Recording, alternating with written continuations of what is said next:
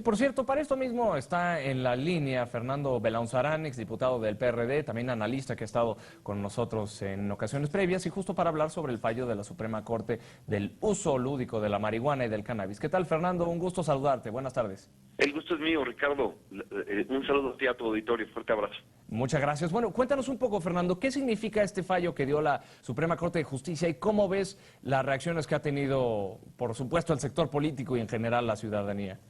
Sí, bueno, ya sabíamos que la prohibición es un desastre, que había sido totalmente contraproducente, que lejos de solucionar cualquier problema nos ha complicado a todos, que la juventud no está más protegida por la prohibición, sino al contrario, nunca ha corrido mayor peligro que ahora, precisamente por culpa de la prohibición. Ahora ya también sabemos por la Suprema Corte de Justicia de la Nación que la prohibición es inconstitucional, que viola libertades esenciales, como la libertad a la autodeterminación, a lo que le llama el ministro Saldívar, el libre desarrollo de la personalidad, es decir, hacer como se quiere ser. Una persona mayor de edad puede decidir sobre su cuerpo y el Estado no tiene derecho a prohibirlo o imponerle algo. ¿Cuál es el límite? Pues el no hacerle daño a terceros.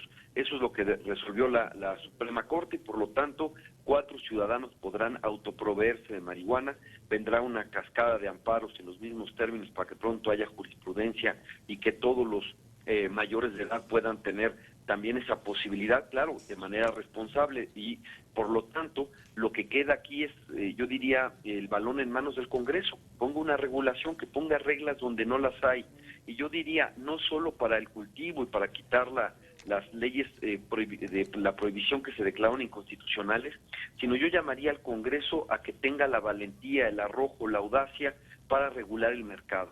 ¿Y eso qué significa? Quitarle el mercado al narcotráfico que le da pues muchísimas ganancias y el crimen es tan fuerte como sus recursos.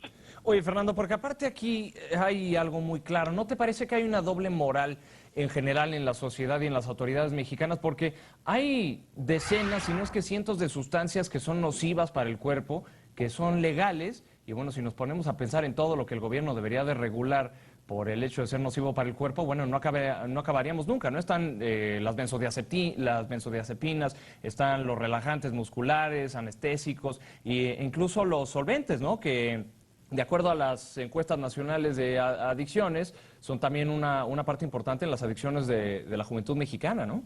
Exacto, exacto. Y yo te diría que incluso ha habido gente que se ha podido suicidar con aspirinas y sin embargo no hay un solo dato, no hay solo un caso documentado de muerte por sobredosis de marihuana, ¿no? Entonces, por supuesto que hay una doble moral. Hay sustancias en las farmacias que son mucho más duras que algunas de las drogas ilegales. Algunas se venden incluso sin receta y bueno, tú dijiste los inhalables que se consiguen en la ferretería y que desgraciadamente luego vemos a los niños en situación de calle usando eso que es pues evidentemente mucho más dañino a la salud. Y hay una doble moral porque la verdad es que lo que se proscribe es el placer. Cuando alguien no le hace daño a otra persona y tiene un poco de placer, pues es su derecho tenerlo sin ninguna molestia. Y sin embargo, todos percibimos el placer, pero parece que lo negamos y lo proscribimos y nos molesta, etcétera, para algún sector de la sociedad. Y la verdad es que eso es completamente legítimo mientras se haga de manera responsable, es decir, sin afectar a terceros. ¿Y qué es lo que queremos? Pues una correcta prevención. ¿Qué es la correcta prevención? No que alguien diga, no consumo porque no puedo, porque siempre se puede.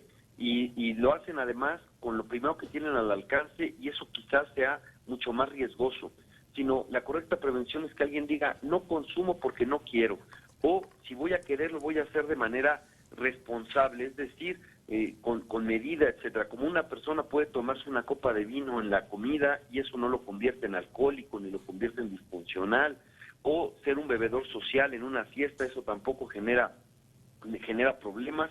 Sí, obviamente no debe manejar si está en los influjos del alcohol, etcétera. Son parte de las reglas que hay que poner, ¿no?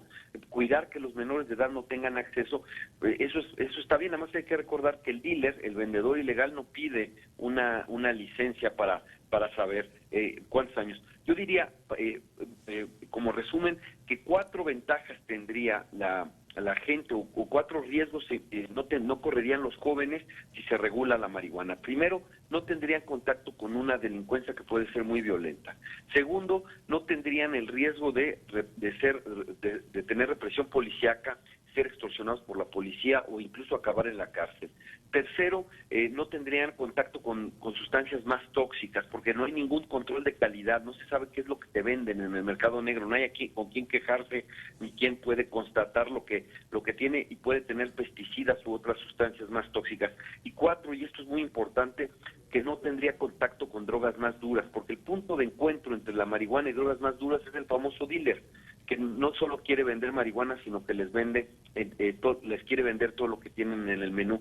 Entonces, una cosa que tenemos que hacer entender a la sociedad mexicana es que los jóvenes corren más riesgo por la prohibición que por la sustancia misma.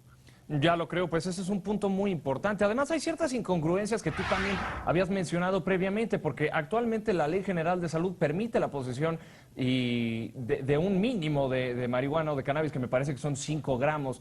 Y además, el punto importante es que la ley prohíbe el conseguir la semilla o el conseguir la marihuana. Entonces, hay una incongruencia evidente ahí en la ley. Y pues bueno, que también se ve ahora con el fallo de la Suprema Corte de Justicia, porque en el caso de la gente de Smart, bueno, pues puede consumir cannabis en su propia casa, pero no dice la ley exactamente de dónde van a obtener semillas ni de dónde van a obtener el producto principal, ¿no? Sí, claro, porque la Corte no puede regular, eso le va a corresponder al legislativo. Lo que puede hacer la Corte solamente es decir, tienen el derecho a autoproveerse y de ninguna manera vender, etcétera. Es lo que puede hacer. ¿Para qué? Para garantizar un derecho constitucional. Eso es lo que hace la Corte. Tienes razón, es una norma imperfecta.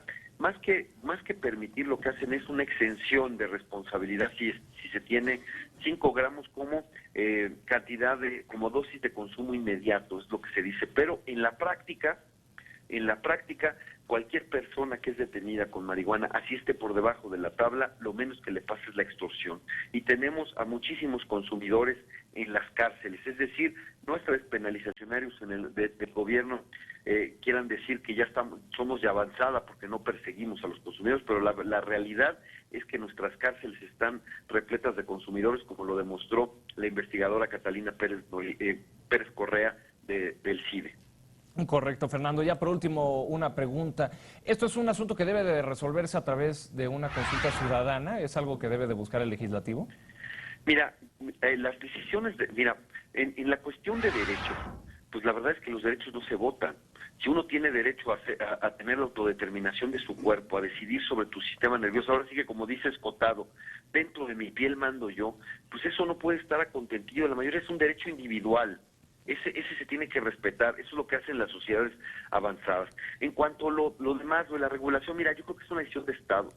Obviamente es muy importante la opinión de la sociedad. Cada vez que se discute este tema, como se ha estado discutiendo, ha ido cambiando y moviéndose la percepción ciudadana, y cada vez hay más gente favorable. Hay distintas entrevistas, hay distintas encuestas que así lo demuestran, cómo ha ido avanzando el tema y cómo ha avanzado la aceptación a la regulación de la marihuana. Pero me parece que es una decisión de Estado. El problema con nuestros políticos, y es a lo que yo llamo la cobardía de nuestros políticos, y tómese como autocrítica, es que somos esclavos de las encuestas. Y entonces los políticos quieren solamente decir lo que la gente quiere oír y no tomar las decisiones de Estado fundamentales.